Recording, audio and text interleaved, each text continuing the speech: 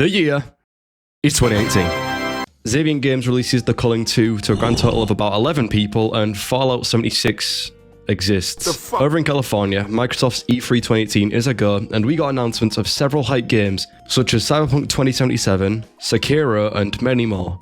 And at the time of watching, I overlooked one game as I had never taken a good look at it or the series as a whole. And oh boy, what a mistake that was.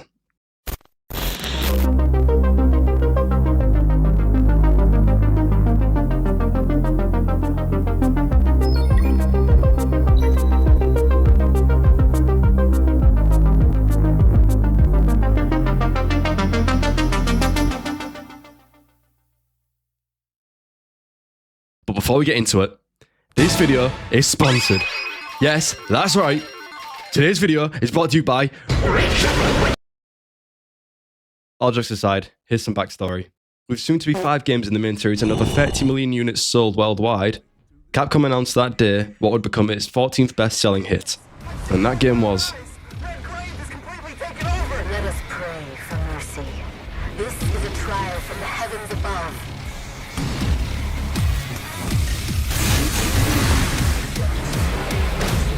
Hey, honey. Need assistance? Hey, you have to hit every single bump in the road? Gonna ruin my groove.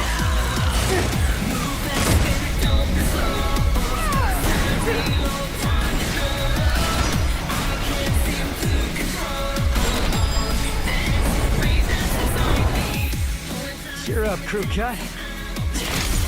You taking notes?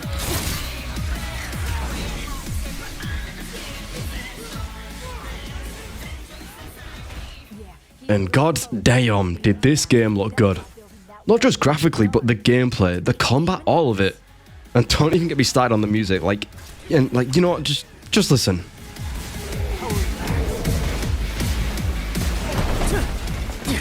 What? No chit-chat or monologue? Just getting right to the point, huh?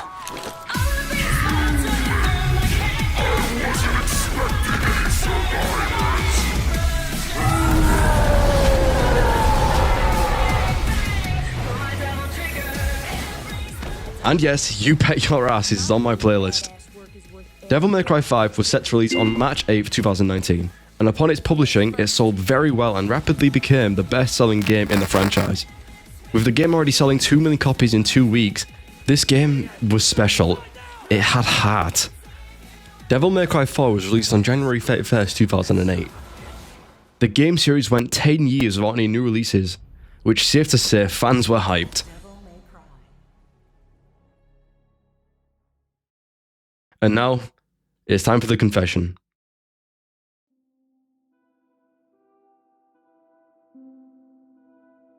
At the time of release in 2018, I was just 13 years old and all I played was Minecraft.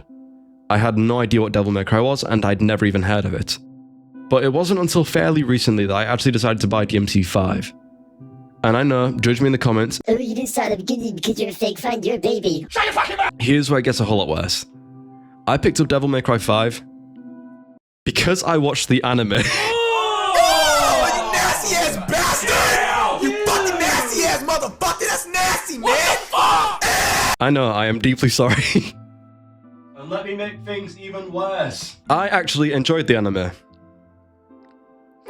But that may be due to the fact that I knew next to nothing about DMC during the time. I watched the entire thing with my girlfriend and now her Instagram is infested with Devil May Cry memes I send daily, so yeah. If she's watching this, which she probably is, as she likes my silly little videos, I am not sorry and I'm going to keep doing it.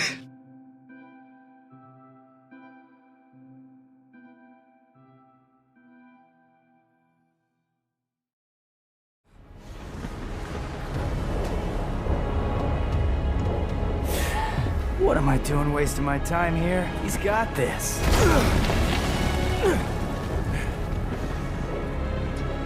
You should not underestimate this demon. After all, it was he who took your right arm and gained a great deal of power from it. Devil May Cry 5 starts out with our boy Nero and V. V is a new character that is introduced into DMC5. It is very interesting for a number of reasons, but I'm not going to elaborate on that yet. You'll just have to wait and see. Before heading into battle against the Demon King Urizen, Lady and Trish alongside Dante get their asses whooped, and our boy Nero attempts to hold back Urizen but himself getting his ass whooped. And after being forced to leave, the prologue ends. Which then leads into the first mission, which hosts the cutscene from the original trailer, with this super slow-mo of Nero just flexing on these demons to the highest degree. Like, this game is so fucking comical and over the top that this just works. The music is amazing and fits perfectly. The song that plays is called Devil Trigger, with lyrics of general angst and aggression that entirely ties in with Nero's personality. And online across the internet, there was some discussion about how he looked as well. This is Nero. And this is also Nero. Some people were not a fan of the fact that Capcom basically shaved Nero's head off for a more shorter style, which in my opinion honestly works. It's not that bad.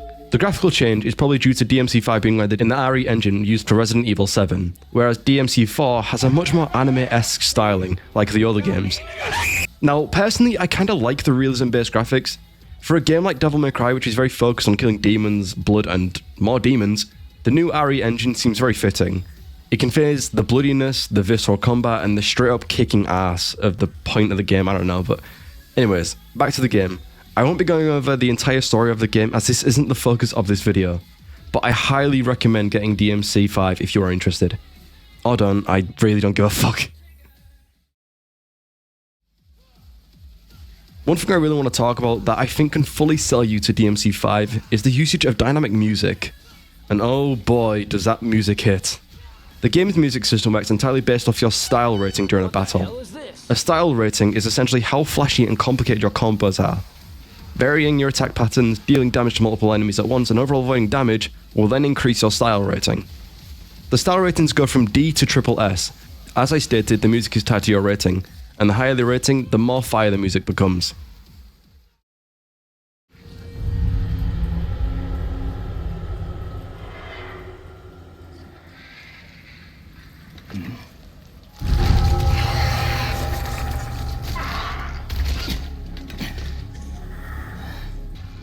At the very start of an encounter, there is this background atmosphere adding tension to what's about to take place. And then as soon as that first hit lands on either you or the demons, it ramps up. From ranks D to B includes the standard verse of whichever character's theme you play as.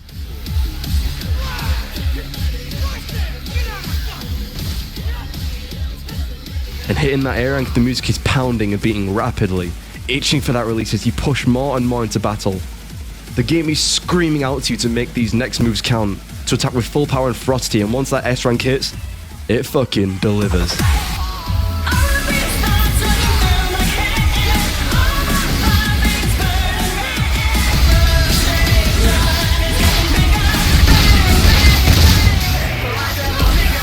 It's so fucking rewarding, and the rush of adrenaline and excitement that comes with it, it's just so satisfying. I love it. It's safe to say that every theme in DMC5 is amazing, with Nero's being Devil Trigger, V's being Crimson Cloud, and Dante's being Subhuman. And there is one more which we'll talk about later, but you gotta wait for that one. Fun fact, when writing the script for this, I was casually listening to the songs, to the point where I have a playlist of just the 4 themes from the game and nothing else. It's not cringe, you just lack taste.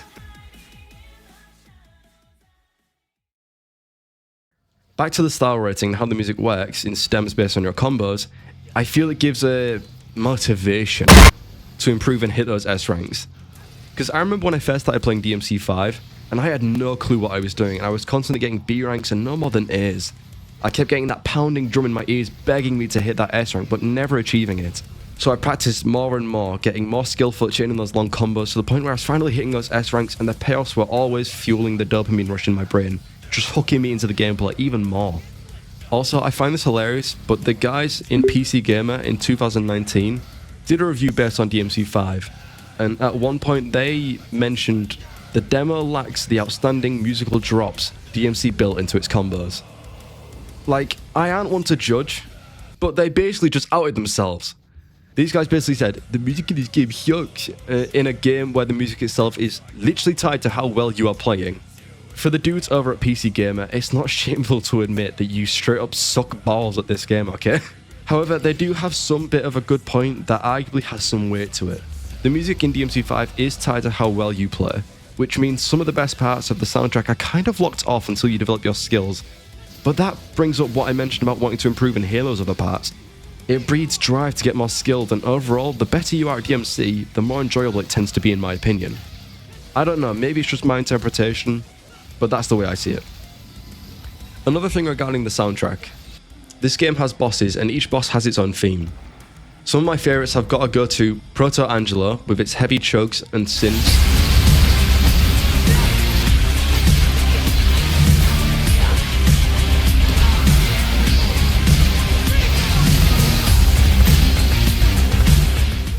And King Cerberus because, well...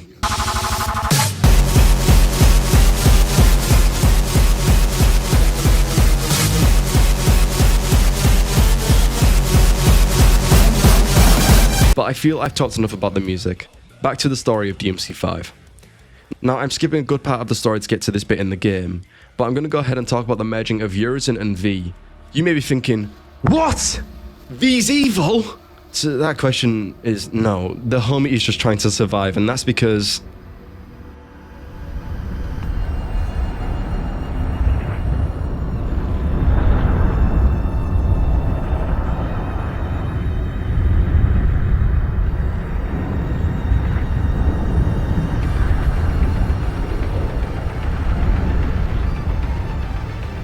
What is this?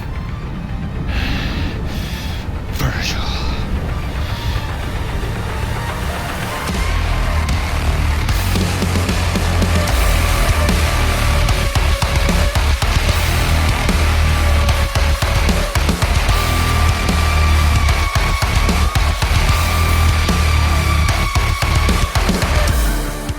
V was the human half of Virgil, and Urizen, the demon half.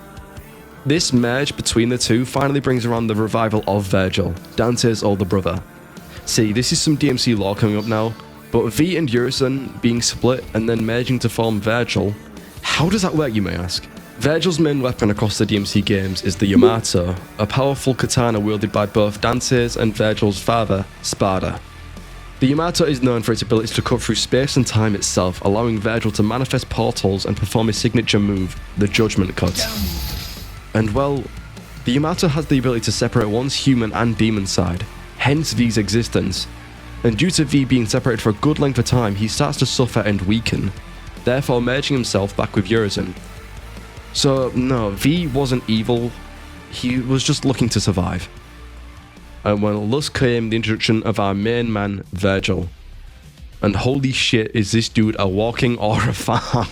Like, look at this dude, and the fucking drip he's got on. They even gave this motherfucker a nickname, the Alpha and the Omega.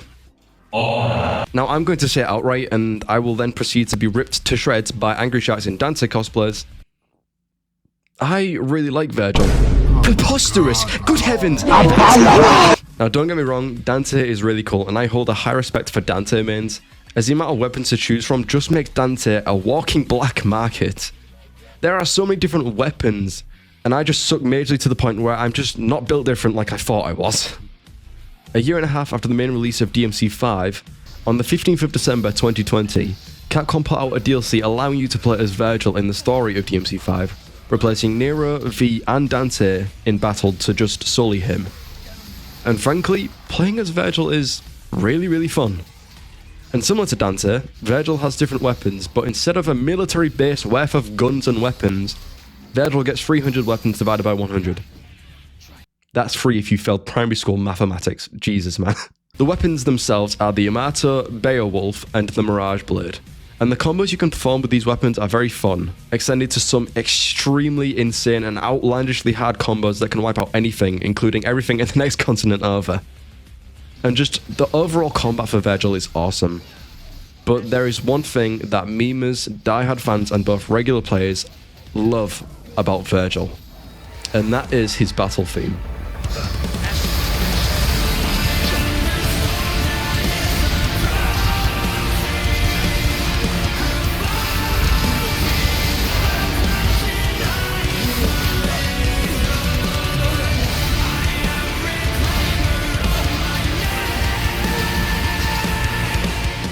If this motherfucker didn't have the most aura you've ever seen before you heard his theme, then oh boy did he just fucking double it.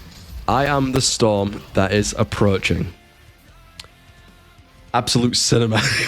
Now, Casey Edwards composed a decent amount of the music for DMC5, and for a lot of the tracks he was on, he cooks. He straight up cooks. Better than Jamie Oliver, because Jamie Oliver is mothballs bad, bro. Jamie Oliver sucks. But with Virgil's theme, Bury the Light, Casey Edwards created an utter masterpiece, and I'm just going to let you enjoy the final verse of the theme song. It's my favourite part, and hopefully you will see why.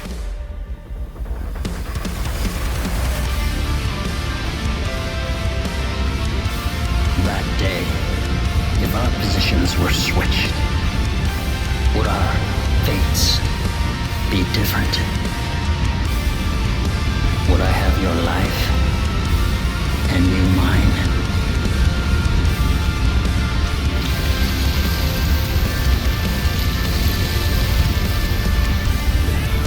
Let's settle this. Dante.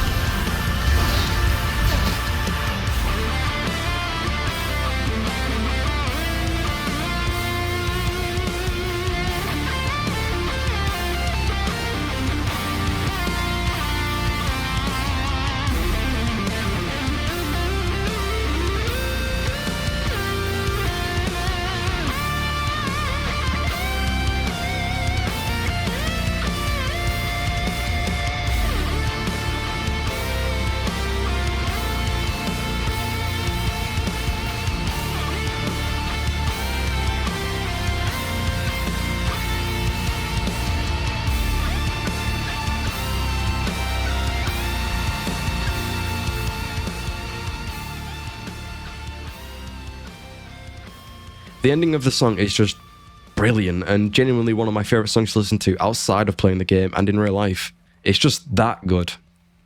And that about wraps up everything I believe I can sell you on with this game. Devil May Cry 5 and the Devil May Cry series as a whole is amazing. And it's a shame that we might not be getting another game in the series. DMC5 wrapped up a lot of loose ends and left the story on a good standpoint. Nero is entrusted by Dante to look after the surface world while him and Virgil go and fight the underworld. And take down the Qliphoth tree. That's this big fucking tree. I don't know if I never even mentioned it. It's this fucking giant tree. Yeah, they basically become lumberjacks.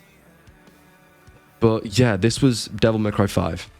And I hope you enjoyed the video. And if at any point you enjoyed or even laughed at my crappy jokes, please do consider subscribing. I've been gone for a little while, I'm aware, and I apologize greatly, but I've been pretty busy on holidays and personal stuff. But all in all, I should be back now, but that's all for today. Thank you for watching. I hope you enjoyed the video, and I will see you in the next one.